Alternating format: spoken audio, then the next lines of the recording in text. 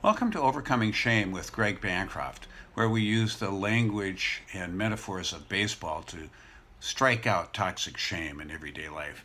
Today's version is Volume 2, Number 11, Old Dog.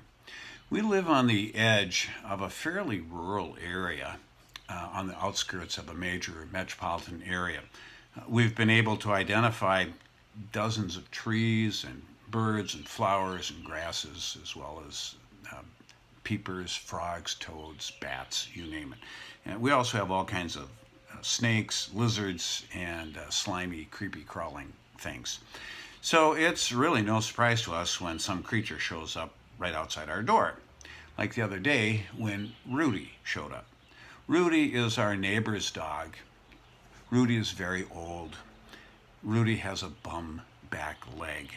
He's given to wiggling and waggling and shaking. He lifts his rear leg up and kind of shakes. Well, somehow Rudy managed to make it from the half mile between our house and our neighbors without getting hit by a passing vehicle. And my guess is he stayed pretty much to the path that runs through the woods alongside the road. He came with his buddy Star, who also lives down the road. Star is a much younger dog. And we like having them both here. They're swell guys. Our dog likes them. They pal around together. They play well together. The difference is when Star's done, he just gets back on the path and trots on home. Poor old Rudy often doesn't see Star leave and can't find his way. He can't see and he doesn't hear all that well anymore either. So his owner is not always available to come and get him. We lead him toward home by getting him down to the wooded path. We go along for a little bit, and once he gets the scent, he perks up and he trots on home. Muscle and I would say nose memory kicks in. Meaning, no offense, I was struck by the similarity with some of the old stars of yesteryear who get led out to the pitcher's mounds to throw out the first pitch at some game. And they seem to have difficulty moving. Stiff joints, uncertain legs, perhaps poor eyesight, all impede their approach to the mound. Once atop the mound, however, it's like magic. The roar of the crowd, the smell of the grass, the feel of the pitcher's rubber under their feet, and voila, they're transported back in time. And when they stepped up, they're resolute and clear-eyed and stared down even the toughest batters. Muscle memory kicks in. They know, they just know what to do. Often the pitch is surprisingly hard and right on target. What happens when I get really old? Maybe I too will have difficulty seeing clearly.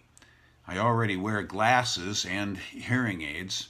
Things could get worse, I suppose. If I don't keep walking every day, I tend to stiffen up.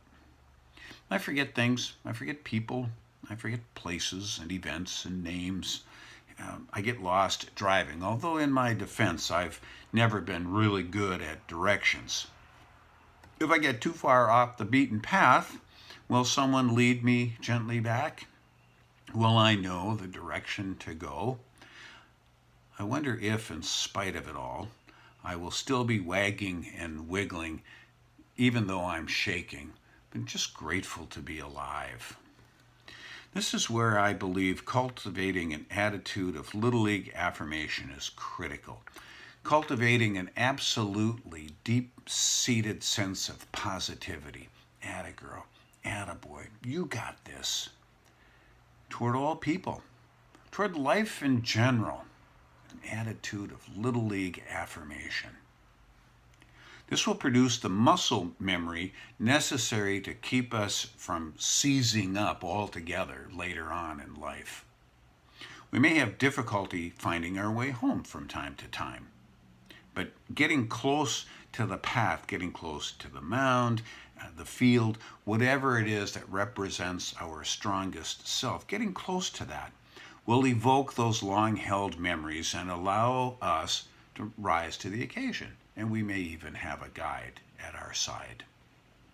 We may need a little assistance from time to time, but we'll get there. We can do it. and we can do it with grace and aplomb, even if we shake a little bit. So yeah, you've got this. Atta girl, atta boy, keep swinging.